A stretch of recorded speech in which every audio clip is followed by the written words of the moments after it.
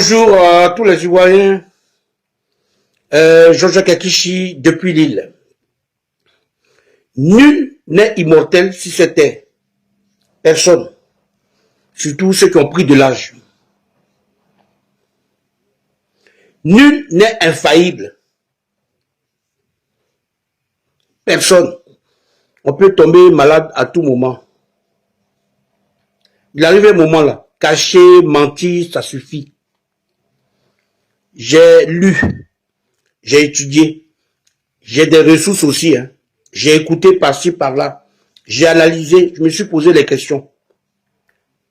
Si Ado n'est pas mort, au lieu de se fatiguer à faire des vidéos par-ci, des vidéos qui datent de 2 mois, le remplacement de Tunkara par un Koné là, ça fait 1 mois et demi, on a déjà vu l'image. C'est simple, que Nouvian, sa femme, elle fasse une vidéo. Ah, chers Ivoiriens, mon mari n'est pas mort, mais il est vraiment mal en point. Il est vraiment malade. Restez tranquille.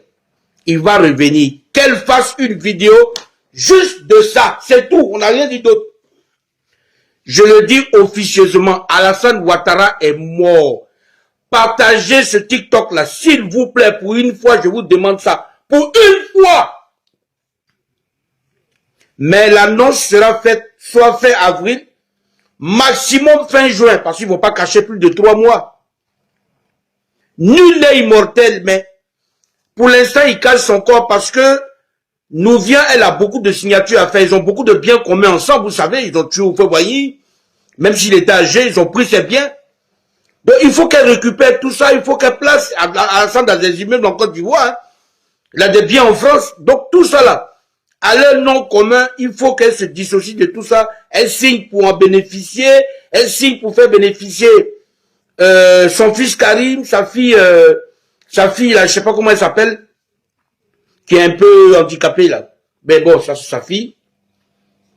Yako à tous les RHDP, Yako à tous les Ivoiriens, Yako aux RHDP, aux agnelés, aux agneaux, aux brebis, aux moutons.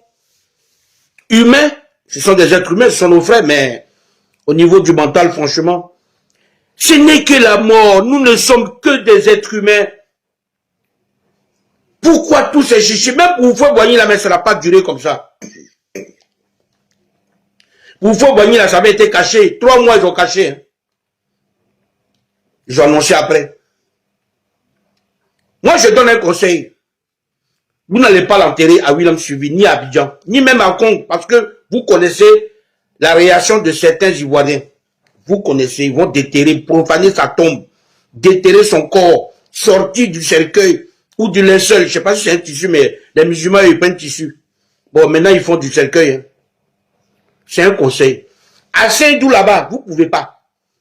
Les Burkinabés ne sont pas contents de lui.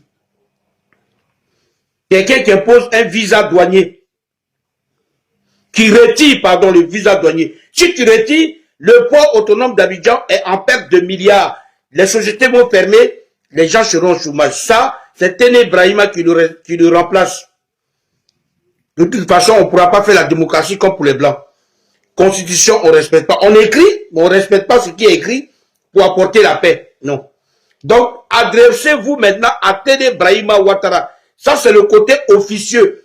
Officiellement, ça va être annoncé à la fin du mois. Ado est mort, c'est un être humain.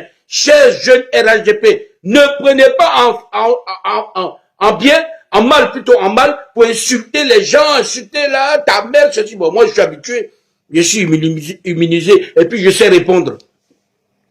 Moi, je prends la responsabilité sur mon nom. Ça s'est passé en 2012, mais en 2012, là, il est sorti en fauteuil roulant pour dire qu'il n'était pas mort. Après, il a mis un chapeau là, plus une canne, il est apparu à l'ambassade. Les années passent vite, hein, oh là là. Mais en 2012, depuis 2 mois, on ne le voyait pas, on se posait la question. Mais en 2012, là, de temps en temps, il sortait. Donc quand il est sorti en 2012, la première fois, j'ai dit non, il n'est pas mort. Il n'a rien, il avait une sciatique sévère. Franchement, ça le fatigue beaucoup. Il avait trop de maladies en lui. Nul n'est infaillible. Les gens veulent cacher, qu'il cache. Le lundi ou mardi, je vais revenir à Facebook, je vais être débloqué. Je ferai une vidéo vraiment officielle de ma part.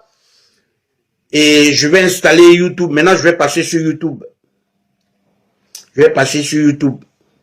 Où je ferai en simultané YouTube et Facebook en même temps. Je vais parler en français ivoirien que vous connaissez la basique là. Il y aura des mots dedans. Dja, je vais pas dire mort, tout ça. Je vais dire Dja. Il a tégué, il a tégué. Mais il est mort de sa propre maladie. Mais il était trop méchant. Trop. Quelqu'un qui met des jeunes gens en prison par leur liberté d'expression politisée en prison, c'est qui est méchant. On peut condamner, on peut mettre en prison un peu. Quelque temps, 1, 2, 3 mois, aller sortir. On leur parle, on donne des conseils, mais d'autres ont été torturés, d'autres on ne sait pas où ils sont passés.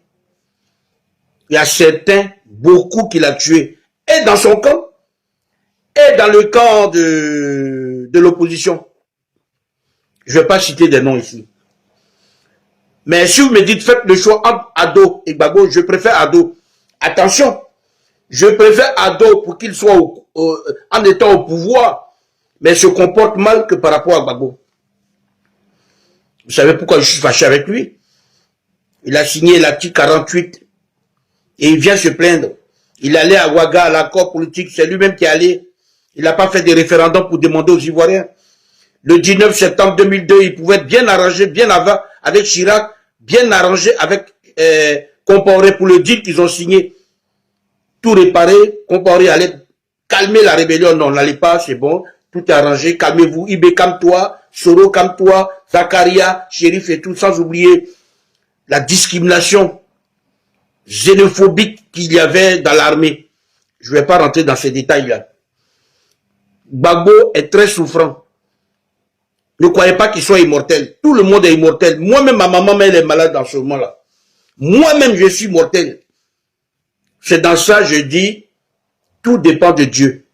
Sinon, chaque jour, là, laissez-le tranquille.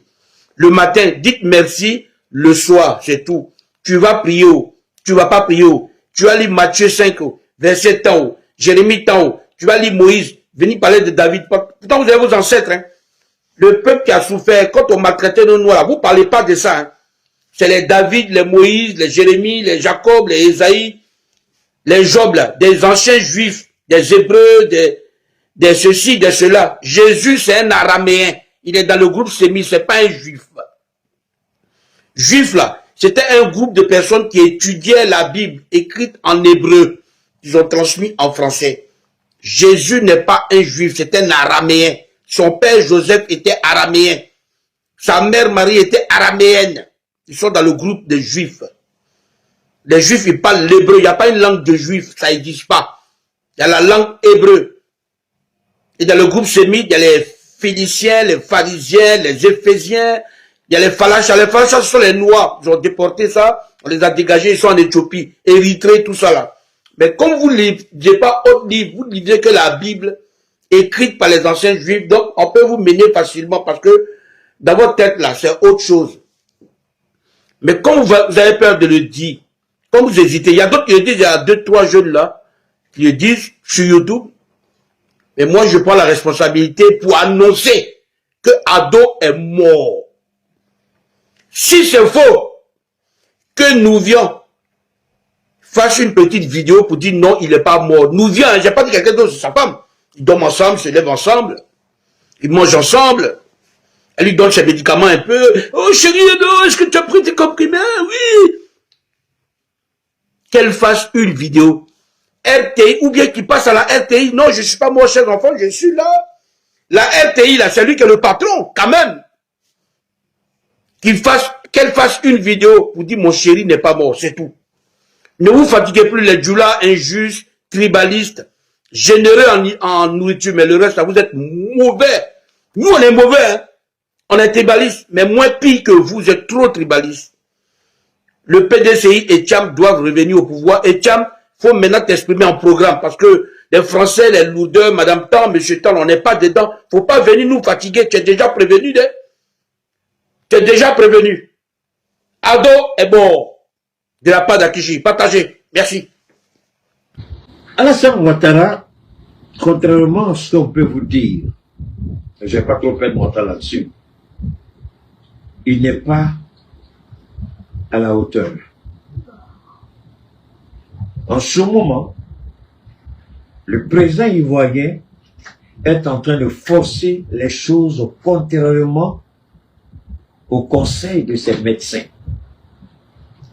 Il veut prouver qu'il va bien. Et c'est le seul défaut d'Alassane Ouattara, cette vanité qu'il a détruite et qui continue de le détruire. C'est des choses que, quand vous regardez physiquement, vous ne voyez pas. Quand vous regardez les apparences physiques, vous ne voyez pas. Mais quand vous commencez à vous élever au niveau spirituel, vous commencez à comprendre que le monsieur, alors Dieu vous montre l'intérieur de Ouattara, la psychologie de Ouattara, la moralité de Ouattara. Alors là, vous voyez un homme noirci, sale et détruit de l'intérieur, spirituellement parlant. Et cela vous permet de comprendre, c'est votre face, c'est mensonge. Celui qui dit A ici et puis après il vient dire le contraire. Je vous demande, vous vous limitez à l'apparence physique de Ouattara et croire que tout va bien. Moi je vous dis, rien ne va et tout va mal. C'est ce qu'ils ont fait quand j'avais dit à la maman d'Amadou Gon Coulibaly. Remercie le président Ouattara et dis-lui, est-ce qu'il ne peut pas laisser ton fils se reposer? J'ai dit à sa petite femme que je connais là, qui est mère dans une commune en Côte d'Ivoire, je lui ai dit, Fatim, dis à ton mari là, il n'a qu'à dire merci à Ouattara et puis il n'a qu'à se reposer. S'il veut défier l'ordre de Dieu, non seulement le choix de Ouattara ne sera pas entériné, ça veut dire qu'il ne sera jamais sur la liste de départ comme candidat à la présidentielle et c'est pas certain même qu'il participe aux élections. Il risque de mourir avant. C'est ce que j'ai dit. Mais pourquoi j'ai dit ça? Parce que Gon avait fait quelque chose et j'avais vu spirituellement la mort de Gon. J'ai dit, ils ne m'ont pas écouté. Ils ont forcé. On a même vu des visioconférences entre Ouattara et lui. Content au palais, l'autre on le force. Après la visioconférence, pape, il a appliqué une deuxième crise. Et il envoie Dominique aller forcer le gars à rentrer en Côte d'Ivoire. Le jour que j'ai vu ça, j'ai dit, maman, j'ai dit, ton fils est mort. Il ne fera pas une semaine après, arriver en Côte d'Ivoire. Et il a fait une semaine après. Ce que Ouattara fait là, c'est pour blaguer les gens. Et Ouattara prie Dieu que moi je ne sorte même pas pour parler de lui. Donc, donne-moi une seconde là, je vais arrêter ça là. Alors, je le répète, Ouattara est au bout. Ouattara est fini. Je peux dire spirituellement, Ouattara est mort. Mais physiquement, vous le voyez. Mais l'arrogance de l'homme va commencer à montrer la déchéance physique de l'homme. Et vous allez commencer peut-être ce jour-là à vous rappeler de ce que j'ai dit aujourd'hui. Ce que Ouattara fait, c'est du n'importe quoi. Il est malade, il refuse d'accepter son destin. Il est malade, il refuse de faire ce que les médecins lui demandent. Il est malade, il refuse de se soumettre parce que c'est quelqu'un qui a une arrogance à tel point qu'il veut défier tout le monde. Il voit en lui une vie divine, une vie sans fin, une vie qui ne peut pas finir comme ça. Et Ouattara refuse de mourir comme ça. Voilà le véritable problème ivoirien. Ouattara refuse de mourir dans ces conditions. Il refuse de se soumettre au conseil de ses médecins. Sinon, ce serait faire plaisir à Keïta, ce serait faire plaisir à tous ceux qui parlent déjà de lui comme un homme fini. Alors, il veut rester comme un capitaine, comme un brave tir, comme un homme fort. Il s'accroche au pouvoir. Ouattara, Dieu va te frapper. Tu vas être paralysé, Ouattara. Subhanallah. Keïta, tu as dit ça. Ouattara sera paralysé. Écrivez ça, c'est mon dernier message pour la famille Ouattara. Ouais. Depuis que j'ai vu Ouattara à l'aéroport, il y a une image que Dieu m'a montrée. L'image du président algérien qui était dans qui a géré l'Algérie sans gérer l'Algérie, qui était assis dans un fauteuil roulant. Jusqu'à ce que les Algériens disent trop c'est trop, l'humiliation est de trop. Et l'armée l'a inversé. Je crois que c'était après les morts. Il était là parce que sa présence assurait. Et les militaires l'ont maintenu dans le fauteuil roulant. C'est dans un fauteuil roulant qu'on voyait le président algérien. Et c'est le même fauteuil roulant que Dieu m'a montré quand j'ai vu Ouattara tituber à sa femme. Le fauteuil roulant, le symbole, c'est la paralysie des membres inférieurs. Il peut continuer à défier ses médecins, mais il ne peut pas défier Dieu. Il peut continuer à défier les Ivoiriens, il ne peut pas défier Dieu. La prochaine étape de Ouattara, c'est la paralysie. Il peut continuer. Nous, on donne nos messages et puis nous, on continue. La prochaine étape, je répète, c'est la paralysie. Il va s'asseoir dans le fauteuil. On va voir dans le fauteuil maintenant comment il va aller au palais. Maintenant, ceux qui disent qu'il est mort, je ne suis pas de ceux-là.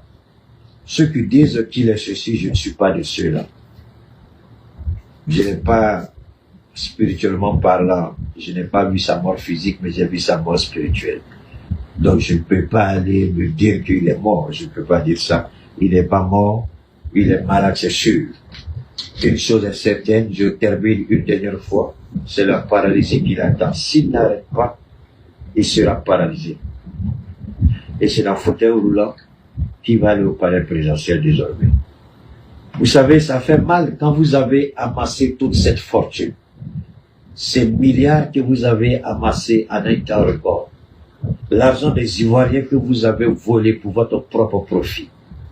Voilà une image tellement extraordinaire de Dieu. Tout l'argent volé de Ouattara. J'ai écouté qu'ils ont à peu près 126 appartements à Paris. Il y a une zone à Paris là où c'est pas n'importe qui peut être là-bas. Lui et sa femme, ils ont à peu près 126 appartements là-bas, dans l'immobilier. C'est pour eux. Alors regardez comment Dieu est bon. Il a tout ça, mais est-ce qu'il va profiter de tout ça? Alors faites le bien, je vous en prie.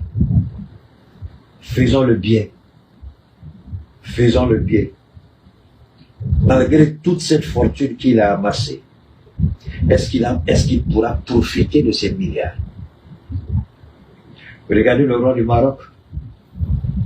Ce qu'il a fait dans le noir, dans le dos des gens, alors qu'il est selon la constitution marocaine, le roi est au-dessus du plus grand imam au Maroc.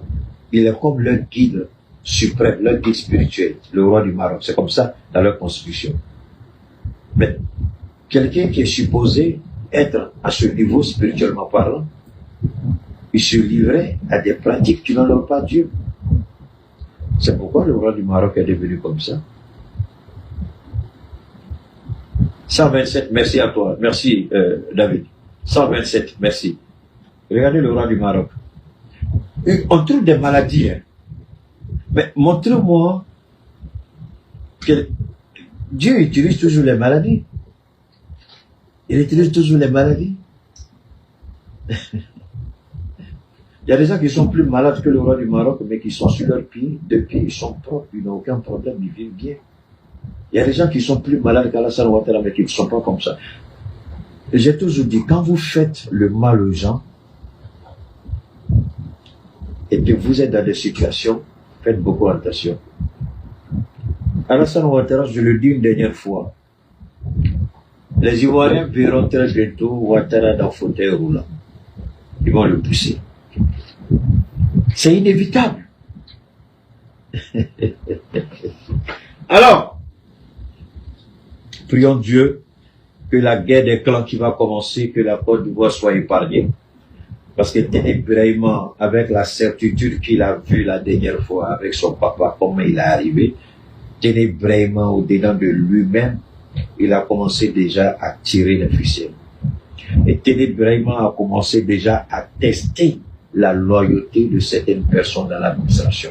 Non seulement dans l'administration, dans le gouvernement, au niveau des différentes forces de sécurité et de défense de la Côte d'Ivoire. Il a commencé à tester la loyauté de certains. Parce que il sait que d'un moment à l'autre, quand le moment sera venu, et surtout que pour le moment, sa fonction officielle ne lui permet pas d'accéder directement au fauteuil. Il y a un poste entre lui puisqu'il n'est pas vice-président. Donc, vous allez voir que ces temps-ci, la pression sera mise sur Ouattara pour nommer rapidement un vice-président. S'ils n'ont pas tenu vraiment, ça m'étonnerait qu'ils ne nomment pas Kadia Camara. Hey Keïta, subhanallah, tu veux tuer le pays? Alassane Ouattara va nommer un vice-président qui n'est peut-être pas tenu au regard de ce qu'on dit depuis 2 jours. Et ce vice-président a un objectif. Ouattara se retire et le vice-président prend le pouvoir et nomme à son tour rapidement un nouveau vice-président. Après quelques mois, ce vice-président-là va se retirer et laisser la place. C'est ce que je vous donne. À Titanou, Ouattara va nommer n'importe qui, soit Kadia Camara. Il avait peur de... C'était Patrick Hachi qui était prévu. Mais il sait que Patrick Hachi était traître. Patrick a trahi le PDC. Malgré la grande gueule, la bouche mielleuse de Patrick Hachi, il sait que c'est un homme qui n'est pas sincère. C'est pourquoi il a casé Patrick Hachi là-bas. Mais là, qui est entre Téné et la vice-présidence? C'est personne. Donc, Meïlé peut se retirer, nommer quelque part, pour se reposer. Et la personne la mieux placée pour servir Alassane Ouattara aveuglement et bêtement, c'est Kadia Camara. Il y a de fortes probabilités qu'il nomme Kadia Camara, au moyen ou au motif de dire qu'il fait la balance des genres. Parce qu'il n'y a jamais eu de vice-présidente en Côte d'Ivoire. Donc, Kadia Camara peut venir comme étant ce maillon d'équilibrisme pour équilibrer les fonctions au niveau politique. Kadia Camara, puisqu'on n'a pas eu de première ministre femme en Côte d'Ivoire. Donc, Kadia Camara, vous croyez que Kadia Camara au Sénat pour rien? C'est Kadia Camara qui devait aller à l'Assemblée nationale. Je vous le dis aujourd'hui, c'est Kadia Camara qui devait aller à l'Assemblée nationale.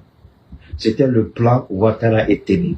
Mais à la dernière minute, il faut caser Patrick Hachi parce qu'il est dangereux. C'est un serpent pénible. Il est caché dans l'ordre, mais il a train de grossir pour détruire. Adama Bitogo, stupide et bête qu'il est, il est sorti bêtement parce qu'il avait quelques petits miettes. Ils ont mis le frein, ils ont tout commencé à... On lui a donné juste ce qu'il faut pour mener sa belle vie. Mais tout ce qui est comme masse d'argent qu'il pourrait investir visiblement dans des activités pour prendre le pouvoir d'une manière ou d'une autre, ils ont coupé tout ça. Donc Adama Bitogo, aujourd'hui financièrement, il peut rien faire. Il peut faire des fêtes comme il veut. Il peut dépenser 100 millions pour organiser la cérémonie. 100 millions ne peut jamais détrôner un pouvoir. C'est rien. Donc on lui donne le minimum qu'il a pour mener sa belle vie. Mais il n'aura jamais suffisamment pour mener une tentative de déstabilisation. Maintenant, Cissé Ibrahima Congo, c'est un idiot, il a été serré depuis longtemps. Et Ouattara le sait. Cissé Ibrahima Congo n'a rien, il n'est pas écouté, il ne peut rien faire. Touré Mamadou, c'est un PD. Maretou ne peut pas rentrer là-bas. Ce sera compliqué pour... Donc, Maretou a une certaine probité. La dame ministre des Affaires étrangères, Kabaniale, il y a une certaine probité. Il peut faire 2 entrées, Ouattara. Je vous donne les différents scénarios de Ouattara. Il peut faire 2 entrées. Kadia Camara, Kabaniale monte comme première ministre. Kadia Camara nommé comme vice-présidente. Ouattara n'a pas encore fini. Il est en train de travailler sur différents brouillons. Il n'a pas encore fini. Il faut qu'il trouve rapidement une solution. Mais pendant ce temps, vous allez voir en Côte d'Ivoire que les choses vont drastiquement changer. La pression va beaucoup monter et vous allez voir l'influence de certaines personnes. Il y a des choses qui vont vous surprendre en Côte d'Ivoire. Commencez à observer. Parce que Ouattara sait qu'il n'a plus pour longtemps, ça c'est vrai. S'il va comme ça, sans mettre une architecture en place, tout ce qu'il aura mis tout le temps maléfiquement à faire, tout va partir.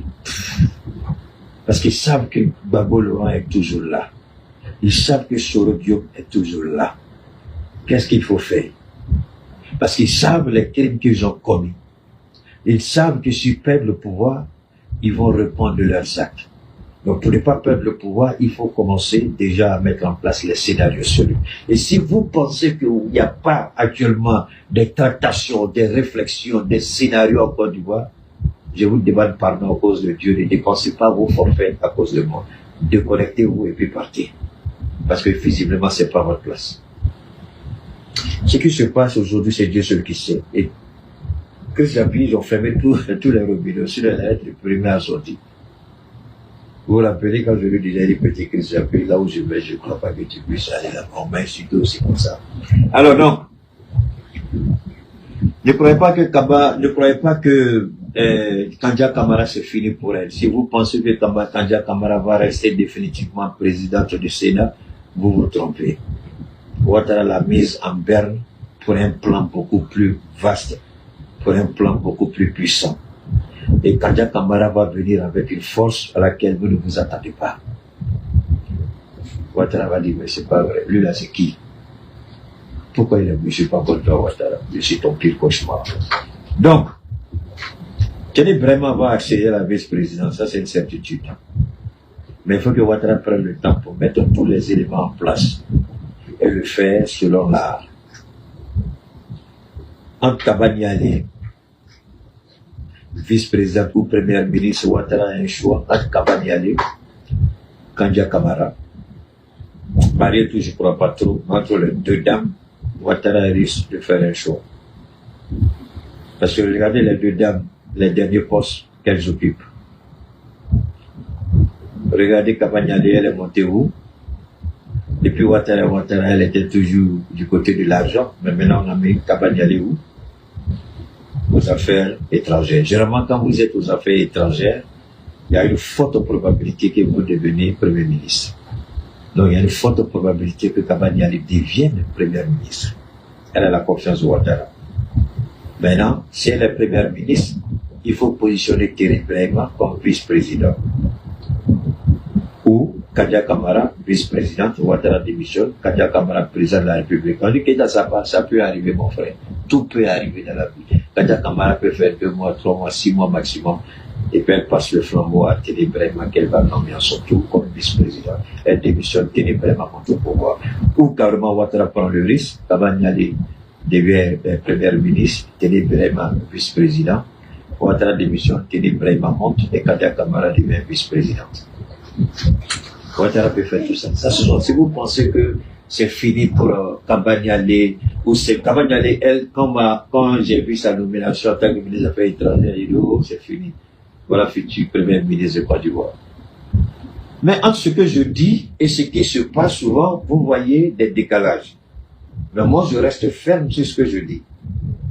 Quand j'ai parlé d'Adama Pitogo, Assemblée nationale, et puis Amadou Cimetière est venu, on dit, oh, il a dit ça, il a dit, hey, c'est pas moi. Ouattara veut déjouer ce que Dieu a mis dans ma bouche. Mais ce que Dieu a mis dans ma bouche passe à compris. Est-ce qu'Adama Pitogo n'est pas devenu président de l'Assemblée nationale? Mais Dieu peut vous donner une chose et puis vous-même vous pouvez détruire. Il a détruit, donc c'est son problème. Ça, ce n'est plus nous. Ce que j'ai dit, c'est arrivé. Il a été président de l'Assemblée nationale. Ce qu'il devait faire, il a refusé de faire ça. Il se croyait plus roi que le roi lui-même. Donc Ouattara a tiré toutes les leçons. C'est pourquoi il a mis Patrick Hachi là-bas. Maintenant, Bebre Mangela, c'est un instant parce qu'il aura besoin d'un véritable premier ministre pour se reposer. Donc, le véritable premier ministre pour se reposer sera Kabaniale. Et Thierry Brahima, vice-président, monte à la présidence et comment vous appelez la femme là, celle qui casse français là? Oui. Kandja Camara, elle sera vice-présidente. Voilà le scénario, ça peut changer. Mais c'est un scénario infaillible. Pour maintenir son pouvoir, c'est le seul scénario valable. Il n'y a personne d'autre autour de Ouattara qui peut maintenir le régime de Ouattara, l'argent volé. Kabaniale, elle a vendu son âme au diable parce que je l'aimais beaucoup, je la respectais, mais elle a trop couvert les vols de Ouattara. Et c'est elle seule aujourd'hui qui peut maintenir le régime. C'est elle seule aujourd'hui qui a la qualité de diriger correctement la Côte d'Ivoire en tant que premier ministre. Et parce que Ouattara ne peut pas mettre Thierry Brahima, président ou vice-président, et puis nommer n'importe qui comme premier ministre. Ça ne peut pas arriver.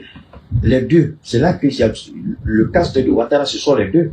Ce sont les deux postes que Ouattara doit sérieusement avoir en tête les bonnes personnes pour prendre sa retraite, pour se retirer. Gabaniale, il a amené à la primature, Ouattara est tranquille. Thierry Béréba, même s'il devient président, il ne va pas enlever celle que son papa a nommée.